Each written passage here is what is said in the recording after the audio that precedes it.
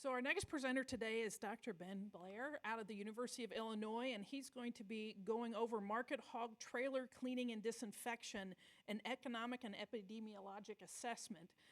Dr. Blair is a DVM PhD and is an assistant professor at the veterinary clinical medicine at the University of Illinois. He's trained in epidemiology and mechanical engineering and brings engineering-driven approaches to solving animal health challenges. His work focuses on swine disease ecology, transmission modeling and cull sow and production networks, and integrating advanced analytics, machine learning, and computer vision into livestock systems to enhance disease detection, welfare, and operational efficiency. So, Dr. Blair, the podium is yours.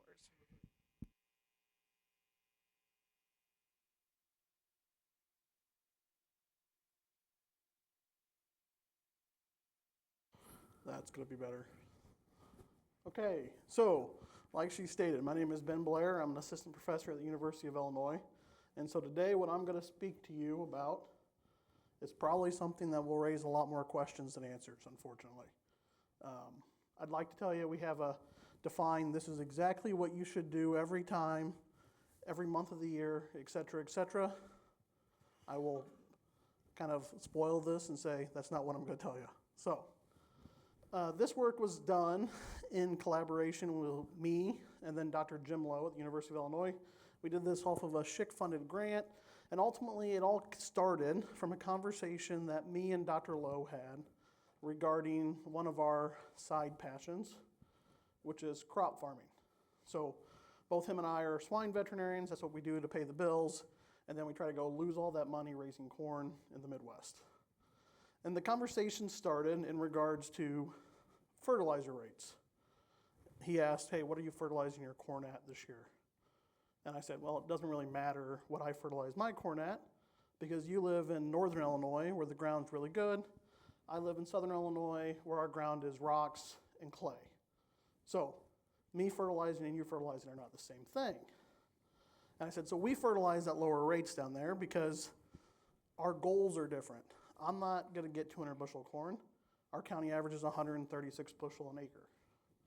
His county average is 280 bushel an acre. And because of that, we have to fertilize at different things. That led to the discussion around the swine industry. Does anybody in here have any clue how much money we spend on biosecurity per pig? I'm not sure we have a clear answer today. It's an interesting question. I would argue to say it's probably somewhere $8 to $12, but you'd have to go look at your numbers to see that. And my question is, in a period like what it is today in crop ag, where we're selling corn for $3.80 and our inputs are really high, where do we make cuts? What biosecurity things are we going to say, we're going to do the best we can to limit disease spread, but maybe we can save $1 here, maybe we can save $1 there. So that's what we're going to talk about today and kind of how we did that. So that was kind of the intro to this, and that's kind of where we're going. There's going to be a lot of science in the middle, and then we'll close again on that same notion. So, as Dr. Corzo kind of ruined my whole introduction to my slides, we know that disease is of utmost importance, right? We know, as he stated, we definitely can move disease on trailers. We know disease is present at different sites. We know the process of loading and unloading pigs at a loading dock can contaminate trailers. The question becomes, how many of those trailers actually need washed to minimize the risk of disease spread while also minimizing the cost to us as producers? And that's what we did in this study. So, what we did for this is we did this all through a stochastic simulation. We used old Illinois Swine Health Network data, so some data on Illinois farms to build a representative swine region that was swine dense for the state of Illinois. It contained 8 sow farms and then all the associated grow-finish farms needed. And we did this in a couple different scenarios. The first being a scenario that had 24,000 sows across 8 sites, all the associated wean to finish, with a PED prevalence of 10%. So we said that was a moderate prevalence for the industry. To make note about this single production system, when we built this system in our model, we had commingled flows. Trucking was not well controlled in the aspect of individual flows, shared trucking, so we moved trucks around quite a bit. But we did maintain basic rules like all trucks were washed and baked prior to going to sow farms, et cetera, et cetera. We compared that production system to another scenario, which would be called the geographically segregated systems. So the exact same farms geographically on the map. This time, instead of being one large production system, we have 4 individual systems that have segregated flow. They control their own trucking. They know where trucks are going and coming from.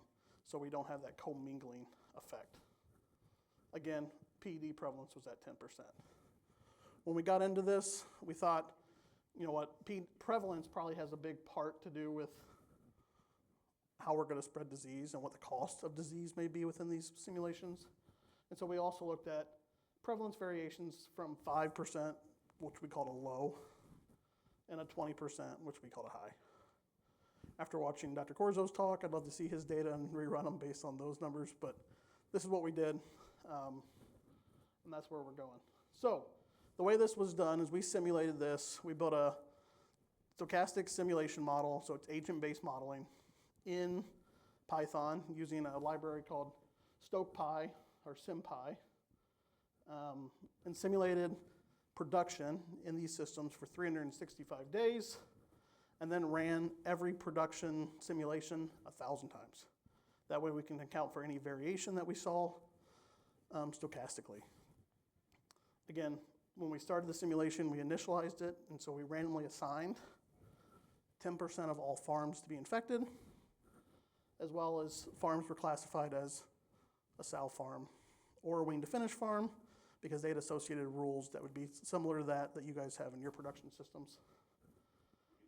And again, movements, sow farms shipped wean pigs to wean to finish farms, and then trailers transported those pigs to market once they reached a market weight at a fixed interval.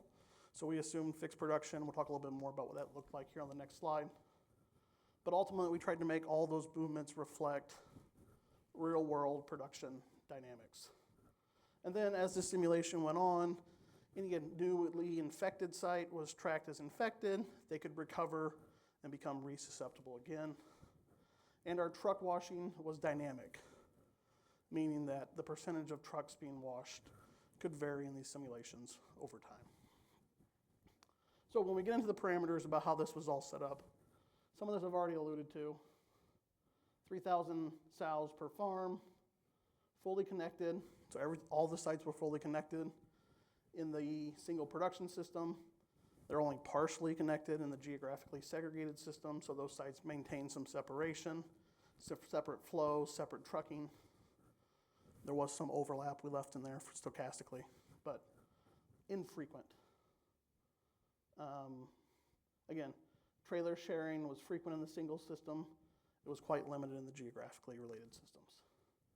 Production cycle. We assumed all of our finishing production to be 22 weeks long. That included 2 weeks to fill the barn, 6 weeks to empty the barn, and then 1 week of downtime. And then biosecurity efficacy. So this is one thing I'd like to make note of. What we did here, based on some industry data, some partners that we work with routinely, we just asked them some general questions about the biosecurity that they do every day on their farm. This would be in regards to things like local spread, workers sharing spots, do workers move between farms, et cetera, et cetera. And then they said, okay, we did these things. And then we just simply asked them, how efficacious do you think that is? And the response we got back was, it's about 70%, plus or minus 10%. That was the common routine. So if you think about biosecurity, how well does it work is important, but do people actually do it is also important. And that's all represented here by this 0.7% number. And then we have some other numbers here regarding just local risk, local daily risk. And then in terms of trailer, transmission of trailer contamination was based off of biosecurity measures, that's what I just stated there. So we assumed if a trailer went to a contaminated farm, the risk of contamination was 80 to 100%, which maybe it's greater than that based on some of Dr. Corzo's work. However, that was then adjusted based on the compliance and efficacy of the biosecurity measures on that site. Efficacy was just fixed at 80%. This is based on both some research literature, as well as some truck audits from those, again, industry partners. And then recovery time. So for all farms, if they got infected with PED, we assumed 155 days to recover, unless it was a finishing site that went empty. And trucks, if they were infected and never washed, we assumed 20 days for that surface to be decontaminated based on weather components. And again, simulated at different prevalence scenarios. Okay, so what did we do? We ultimately defined a decontamination threshold, and that threshold was simply the product of the proportion of trailers washed, so how many trailers were we going to wash, and the washing efficacy, which we had fixed at 80%. So if we said we're going to wash 60% of all trailers, 80% efficacy, our decontamination threshold was 48%.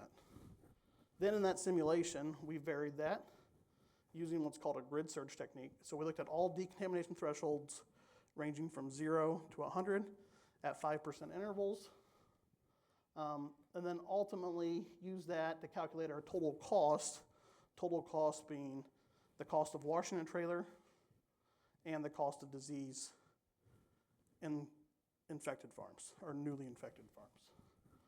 Truck wash costs varied in this model based, again, on industry partners from anywhere between $150 to $300, with $200 being the most likely cost, and that was for a washing and disinfecting. And then at the end of this, we ultimately calculated the mean number of premises infected. Okay, that's the boring part, so we'll skip through that. I tried to get through that pretty quick, so I tried to talk quickly. Okay, so what does that all show us? Well, I don't think it will surprise anybody, but the more trailers you wash, the less premises you infect. Pretty straightforward, right? If you want the least number of infected premises, wash the most trucks. Now, that doesn't mean it's the cheapest option. Just because you have the least number of premises doesn't mean it's the cheapest option. So for the single production system where we had truck sharing, intermingled flows, well, we actually found that the most cost-effective strategy at a moderate PED prevalence of 10% was about 60%. And that led to an average cost per farm, irregardless of sow farm or finishing, of $32,956. Don't pay too much attention to that dollar figure. That would vary based on what your cost of PERS is, or PED is, sorry. But it's a good way for us to compare these across different simulations. So ultimately, what this showed in this scenario is that producers may be able to achieve some control without having to wash every trailer. And I say that with a caveat. We'll talk about it at the end. With a geographically related system, again, washing 100% of trailers reduced the number of infected premises. Should be pretty straightforward, right? But again, if you look at most cost-effective strategies, in these scenarios where you have a lot of control over the number of over where trucks are going, and the flows, and the routing of vehicles, washing 0 trailers actually related to the lowest average cost per farm. So again, implications on that is there is some real value in dedicated transport routes. That's what would be shown in this simulation.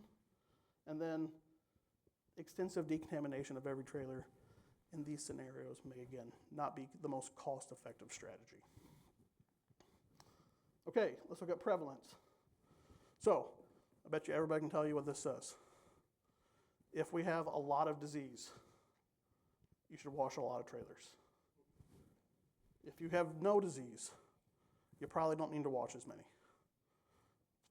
Again, I'm not here trying to build rocket ships today. It's just very straightforward stochastic modeling saying, hey, your recommendations should be tailored to whatever your scenario is. So, why do I think it's critical? So, does trailer washing reduce, again, the transmission of PEDV? I think we've shown that with the stochastic simulation. That is true. So if your goal is that all farms are negative all the time, I would say wash all trailers. And so that's something that you as an organization have to do, have to think about what your goals are. And it's not just PED, because as you showed, it could be multiple viruses. However, optimal strategy varies by disease system and production and disease surveillance, or prevalence, sorry. So if you are a farm here in central Iowa or south Minnesota, washing trailers might be quite a bit important. If you're one of my friends raising pigs in Pennsylvania, maybe it's not quite as important.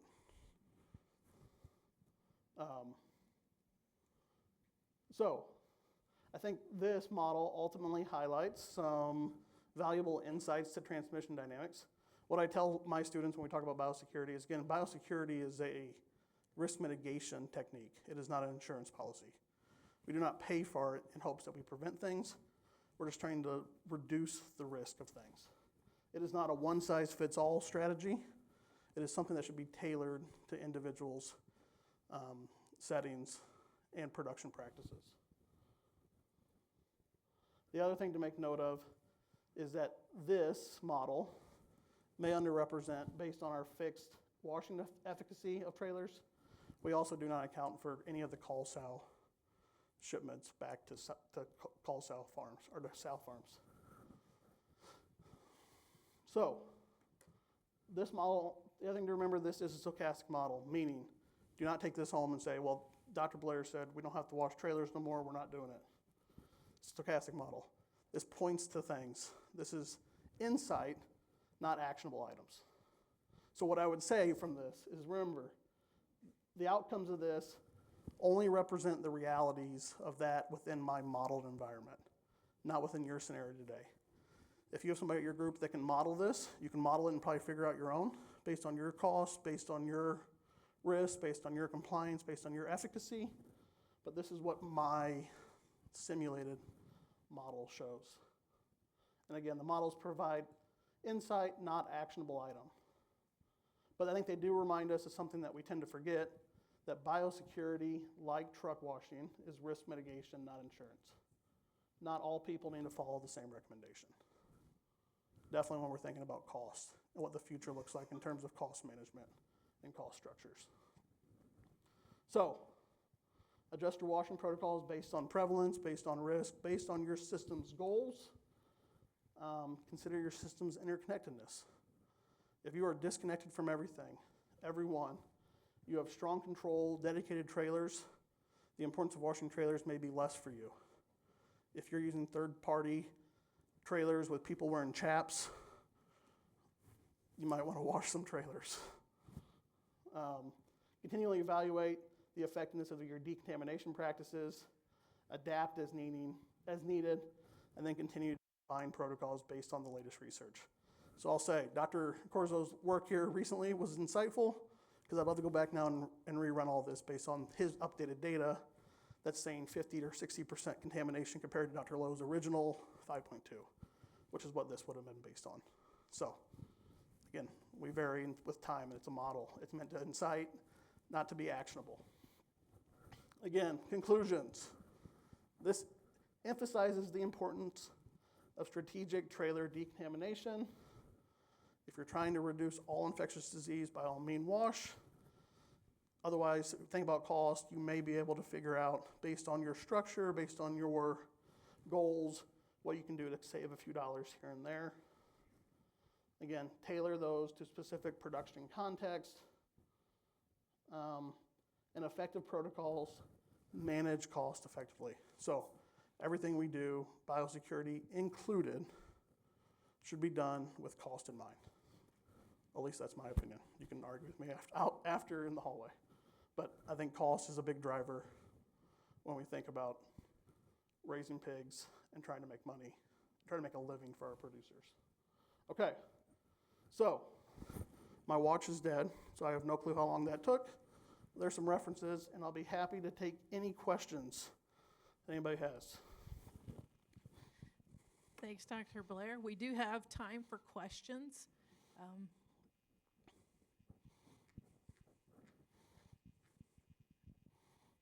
You said I should argue with you after, but I'll argue with you now on this one. So I like your modeling, Ben. I think it's nice to crunch some hard numbers on the biosecurity side and what's cost effective. Could you extrapolate, or what are your thoughts on, if I'm a system and I want to implement biosecurity practices, and this doesn't have to be trailer washing, maybe it's filtration or something else, and I expect to make this big investment monetarily, but then some of the subsequent effect of that is to say, well, I'm going to invest this and this infrastructure in my system, but then that domino effect within the system is that's creating better culture, and we're going to do better practices, right? And we have a different level of expectation. So how do you factor that into a model on what's cost effective for biosecurity when you're building better culture by doing more infrastructure? Yeah, good question. So again, I'm an epidemiological modeler. I'm not a psychologist. I would tell you that although I'd love to have 200 bushel of corn, and I'd love to put 175 pounds of potash on my field this year, I did not do it. And maybe the culture is I should have. I'm hoping not to lose money this year at crop farming, right? I don't think we're there in the swine world yet, but I can see a real reality, and we've seen glimpses of it in the past, right? Where cost becomes, how do we manage cost? And so yes, it is a balancing act. Everything we do, unfortunately, is a balancing act of how do we do the right thing, right? Because we don't want pigs sick. That's the hard part about this, right? Nobody wants to have farms infected and be like, we'll just deal with some affected farms. But at the same time, it's balancing that with we also need to make money, because if I don't make money, I can't pay that person's salary. And then we make cuts to employees and cuts to our farms, and so that has impacts too. And so, unfortunately, there's no good answer to your question. It is a balancing act, and that's why I said it's a tailored thing, because it's what your operation, your system, you have to sit down and have real conversations about, okay, it's going to cost this. Do we think it will make that? Is our risk high enough to pay for that? Or do you find those intangible things like, well, maybe implementing this will instill better culture or show people that we really are serious about this? And so that's something we can work on. Back then, Dr. Rago.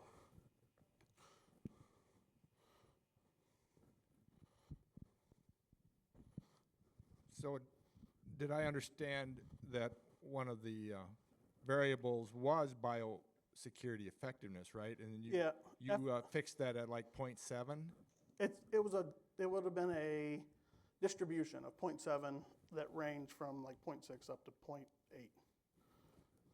But yeah, it would have been efficacy of biosecurity practices, correct. So in reference to the first question, in your model, you could potentially change that based on Correct. that system's evaluation of culture, correct? Exactly, yeah. So if you think your people are really good and doing a really great job, you can raise that up. And then that, of course, changes the number of infected farms we have, which lowers that cost, irregardless, right? We all have biosecurity in place today. Do we still have infected sites? As many as ever, right? It is just that. If you think your farm is killing it, again, that goes back to the tailored strategy. If I think we're 90% effective, that's a win. And then I can use that to think through my system and where I can save dollars in other places, right? If my group is terrible at doing biosecurity and they're 50%, well, there's sometimes you might maybe just not do it. If they're only going to do it half the time, why pay for it? And so again, that goes back to my notion of tailored strategies are of utmost importance here. You're up front. You can go ahead. I'll just repeat it. Yeah, no, just a thought. Probably on your model also you can include turnover, because turnover for sure is going to affect the execution of your processes and everything, right? Yeah. So the question was, in the model, you probably could include turnover.